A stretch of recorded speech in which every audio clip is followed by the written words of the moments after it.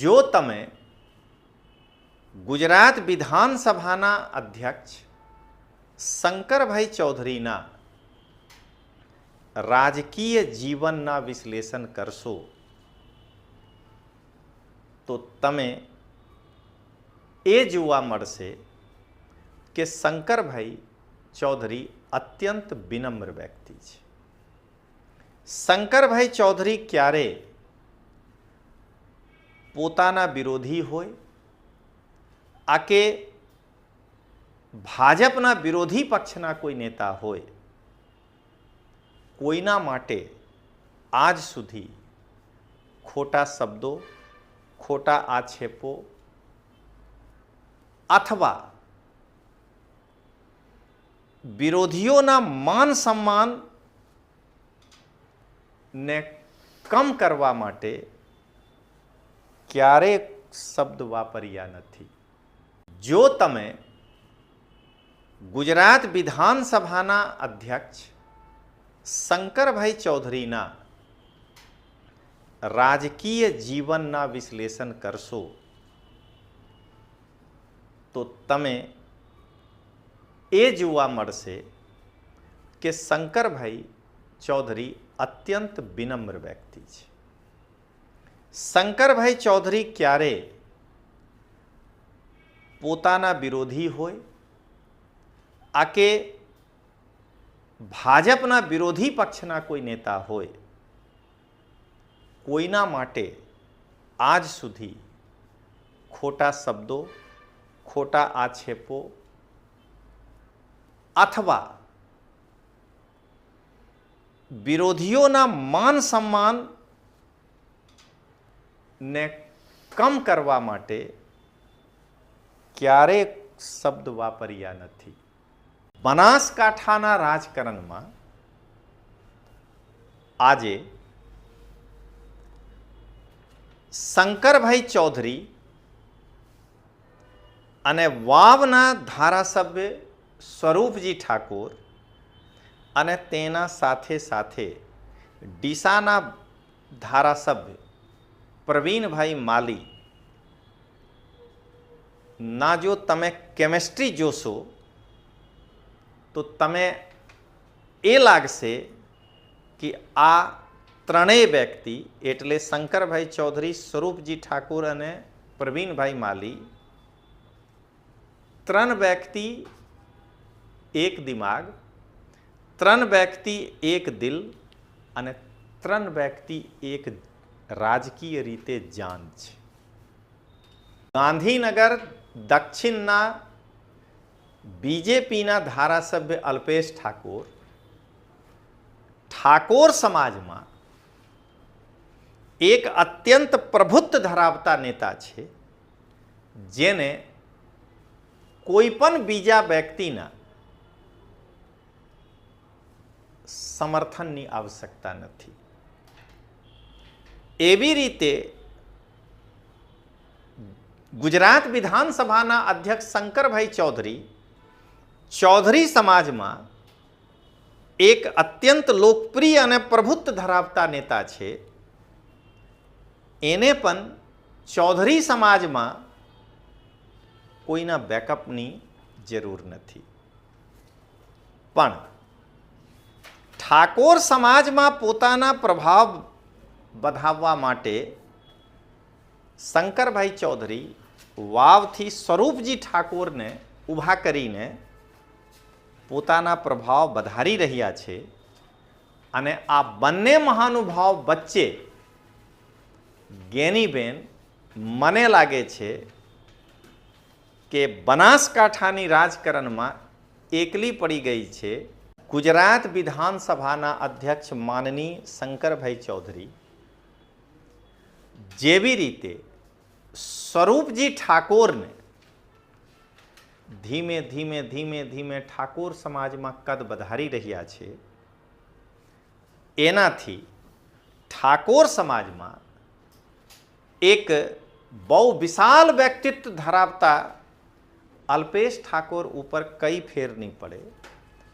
પણ શંકરભાઈ ચૌધરી અને સ્વરૂપજી ઠાકોરની આ જુગલબંધીના સામે ગેનીબેન વાવ વિધાનસભા ઉપર અને ઠાકોર સમાજમાં પોતાના પ્રભાવ કેવી રીતે વધાવી શકે છે, આ ગેનીબેનના સૌથી મોટો પડકાર છે.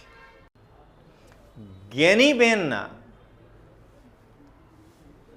પહેલા પડકાર એ છે કે અલ્પેશ ઠાકોર સાહેબ જે ઠાકોર સમાજમાં એક વિશાલ નામ છે, એના સામે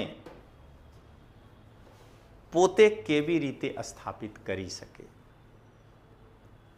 ગેનીબેનના બીજા પડકાર છે કે શંકરભાઈ ચૌધરી જેવી રીતે વાવમાં સ્વરૂપજી ઠાકોરને ઊભા કરી દીધા છે, ગેનીબેન વાવમાં ઠાકોર સમાજમાંથી પોતાના વિશ્વાસુ વ્યક્તિ કેવી રીતે ઊભા કરીને એમને વિધાનસભામાં પહોંચાડી શકે છે. ગુજરાતની જનતાને લોકતાંત્રિક આવાજના રાષ્ટ્રીય સંયોજક રજનીશસિંહ તોમરના પ્રેમ ભર્યા નમસ્કાર. દોસ્તો, દિવાળી પછી લોકો ચૈતર વસાવા અને ગોપાલ ઇટાલિયાના રાજકારણ પર બહુ રસ લઈ રહ્યા છે. પણ જો તમે સૂક્ષ્મ રૂપથી રાજકારણના એનાલિસિસ કરશો તો ઉત્તર ગુજરાતમાં હાઈ લેવલના રાજકારણ ચાલી રહ્યા છે. આના ઉપર કોઈ પણ રાજકીય વિશ્લેષણ નથી કરી રહ્યા છે, કેમ કે આ રાજકારણને સમજવા માટે માઇક્રો એનાલિસિસ જરૂરી છે. તમે જોઈ રહ્યા છો કે એક મંચ, એક સ્ટેજ એવા હોય છે જેમાં અલ્પેશ ઠાકોર સાહેબ, સ્વરૂપજી ઠાકોર સાહેબ અને ગેનીબેન ઠાકોર હોય છે, પણ ત્યાં શંકરભાઈ ચૌધરી હોતા નથી. અને એક એવા સંમેલન તમે બીજા જોઈ શકો છો જેમાં સ્વરૂપજી ઠાકોર હોય છે, ગેનીબેન હોય છે, શંકરભાઈ ચૌધરી હોય છે, પણ ત્યાં અલ્પેશ ઠાકોરની ઉપસ્થિતિ હોતા નથી. આ શું કહેવા માંગે છે રાજકારણ?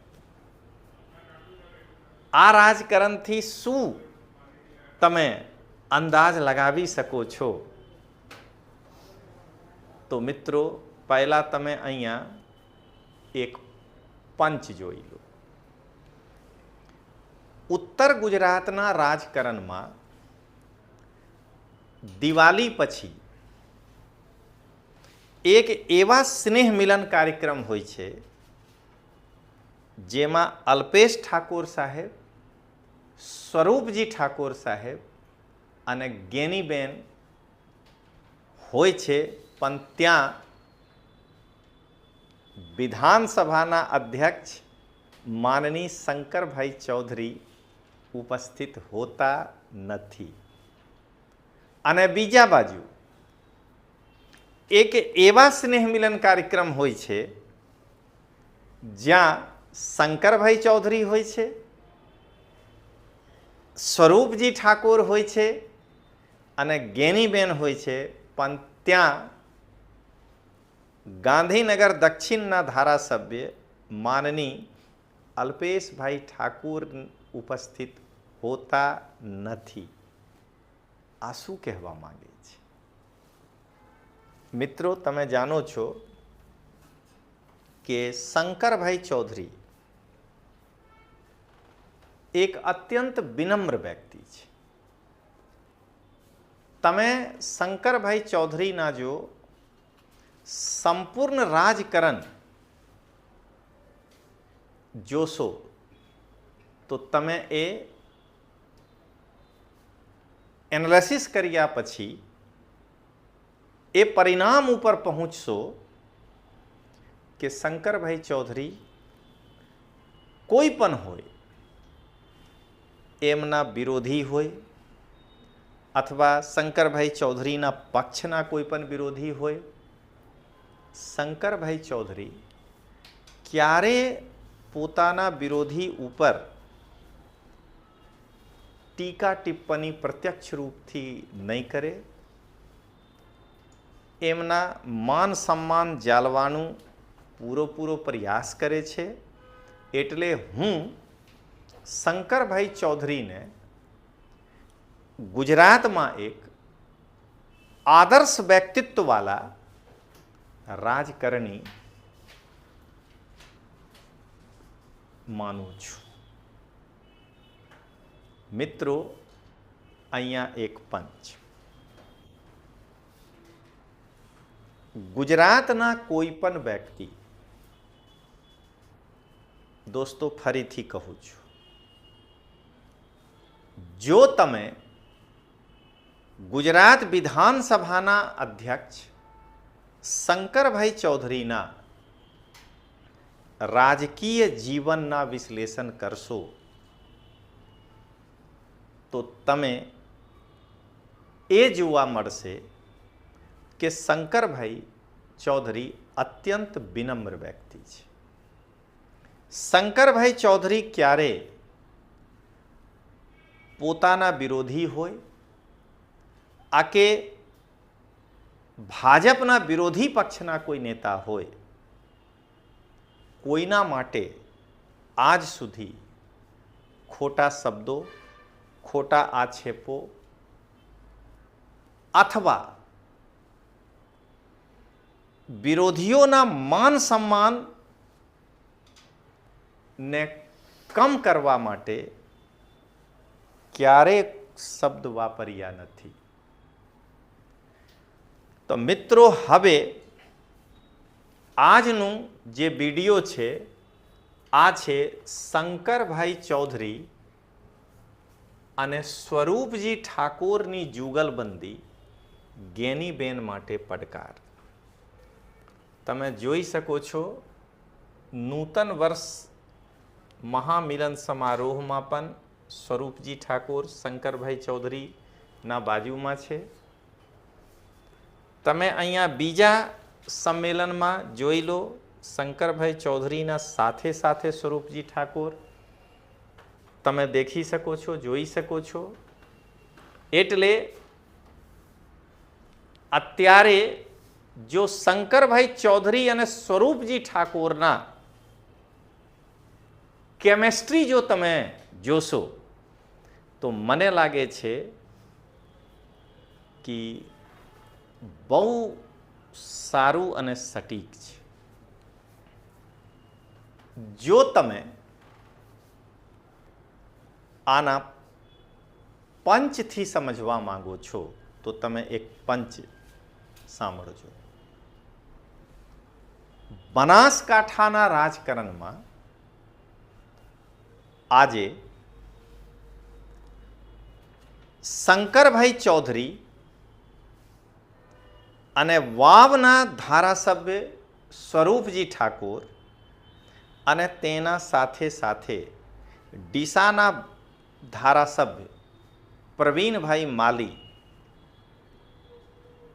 ના જો તમે કેમેસ્ટ્રી જોશો તો તમે એ લાગશે કે આ ત્રણેય વ્યક્તિ એટલે શંકરભાઈ ચૌધરી, સ્વરૂપજી ઠાકોર અને પ્રવીણભાઈ માલી, ત્રણ વ્યક્તિ એક દિમાગ, ત્રણ વ્યક્તિ એક દિલ અને ત્રણ વ્યક્તિ એક રાજકીય રીતે જાન છે. તો મિત્રો, આ ઘટનાથી રાજકારણમાં સૌથી વધુ પડકારનો સામનો બનાસકાંઠાની રાજકારણમાં કોને પડી શકે છે? તો જવાબ છે ગેનીબેન. હું અહીંયા માઇક્રો એનાલિસિસ કરીને તમે બતાવીશ. અલ્પેશભાઈ ઠાકોર ઠાકોર સમાજના એક એવા લોકપ્રિય નેતા છે જેને કોઈના સહયોગ, કોઈના પક્ષના સહયોગની જરૂર નથી. અને શંકરભાઈ ચૌધરી સમાજમાં એક છત્ર પોતાના પ્રભુત્વ ધરાવે છે અને સ્વરૂપજી ઠાકોરને રાજકારણમાં આગળ કરીને શંકરભાઈ ચૌધરી ઠાકોર સમાજમાં પણ પોતાના પ્રભાવમાં વૃદ્ધિ કરી રહ્યા છે. તો ઠાકોર સમાજમાં પ્રભુત્વ વધાવવામાં એકલા કોણ પડી ગયા મિત્રો? ગેનીબેન. આના કારણ તમે જો જોશો તો અલ્પેશ ઠાકોર સાહેબના સ્નેહ મિલન કાર્યક્રમમાં તમે ગેનીબેન જોવા મળશે. અને શંકરભાઈ ચૌધરી જો પણ કોઈ સ્નેહ મિલન કાર્યક્રમ કરે તો ત્યાં પણ ગેનીબેન તમે જોવા મળશે. કેમ કે આ બે સ્તંભો વચ્ચે અત્યારે ગેનીબેન એકલા પડી ગયા છે. જો મિત્રો આના તમે પંચ ઉપરથી સમજવા માંગો છો તો ગાંધીનગર દક્ષિણના બીજેપીના ધારાસભ્ય અલ્પેશ ઠાકોર સમાજમાં એક અત્યંત પ્રભુત્વ ધરાવતા નેતા છે જેને કોઈ પણ બીજા વ્યક્તિના સમર્થનની આવશ્યકતા નથી. એવી રીતે ગુજરાત વિધાનસભાના અધ્યક્ષ શંકરભાઈ ચૌધરી સમાજમાં એક અત્યંત લોકપ્રિય અને પ્રભુત્વ ધરાવતા નેતા છે. એને પણ ચૌધરી સમાજમાં કોઈના બેકઅપની જરૂર નથી. પણ ઠાકોર સમાજમાં પોતાના પ્રભાવ વધાવવા માટે શંકરભાઈ ચૌધરી વાવથી સ્વરૂપજી ઠાકોરને ઊભા કરીને પોતાના પ્રભાવ વધારી રહ્યા છે. અને આ બંને મહાનુભાવ વચ્ચે ગેનીબેન મને લાગે છે કે બનાસકાંઠાની રાજકારણમાં એકલી પડી ગઈ છે. આ મિત્રો તમે માઇક્રો એનાલિસિસ કરીને જોઈ લેશો. હવે દોસ્તો ગેનીબેન માટે પડકાર શું છે? તો સૌથી પહેલા પડકાર છે ગેનીબેન માટે કે વાવ નહીં, બનાસકાંઠા નહીં, સમગ્ર ગુજરાતના ઠાકોર સમાજમાં પોતાના પ્રભાવ કેવી રીતે વધારી શકાય. ગેનીબેનના બીજા પડકાર એ છે કે ઠાકોર સમાજમાં અલ્પેશભાઈ ઠાકોર જે સૌથી મોટા નેતા થઈ ગયા છે એમના આભા મંડળની સામે કેવી રીતે ગેનીબેન લડીને પોતાનું સ્થાન નિર્ધારિત કરી શકે છે. અને ત્રીજા પડકાર એ છે કે ગેનીબેન બનાસકાંઠાથી સાંસદ તો થઈ ગઈ પણ વાવ વિધાનસભામાં એક એવા નેતા જોઈએ જે ગેનીબેનના સૌથી ભરોસાપાત્ર હોય, ગેનીબેન સાથે પગથી પગ મલાવીને, કદમથી કદમ મલાવીને ચાલી શકે અને સ્વરૂપજી ઠાકોરને વિધાનસભાની ચૂંટણીમાં પડકાર આપી શકે, ત્યાંથી ચૂંટણી જીતી શકે.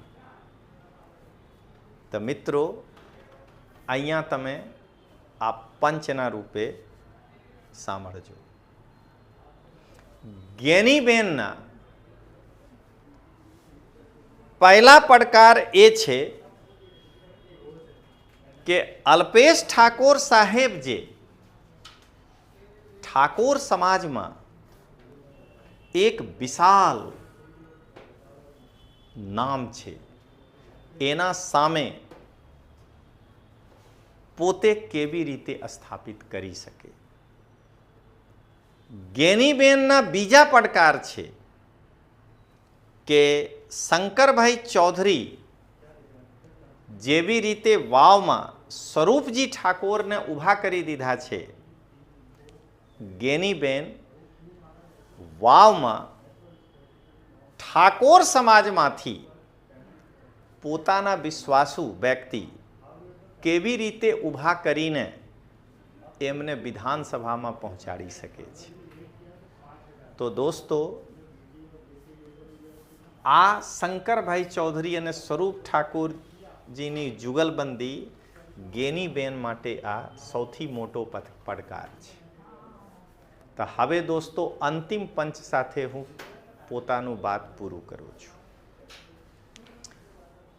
ગુજરાત વિધાનસભાના અધ્યક્ષ માનનીય શંકરભાઈ ચૌધરી જેવી રીતે સ્વરૂપજી ઠાકોરને ધીમે ધીમે ધીમે ધીમે ઠાકોર સમાજમાં કદ વધારી રહ્યા છે, એનાથી ઠાકોર સમાજમાં એક બહુ વિશાલ વ્યક્તિત્વ ધરાવતા અલ્પેશ ઠાકોર ઉપર કઈ ફેર નહીં પડે. પણ શંકરભાઈ ચૌધરી અને સ્વરૂપજી ઠાકોરની આ જુગલબંધીના સામે જ્ઞાનીબેન વાવ વિધાનસભા ઉપર અને ઠાકોર સમાજમાં પોતાના પ્રભાવ કેવી રીતે વધાવી શકે છે, આ જ્ઞાનીબેનના સૌથી મોટો પડકાર છે. તો ચાલો મિત્રો મળીએ. જય હિન્દ, જય જય ગરવી ગુજરાત.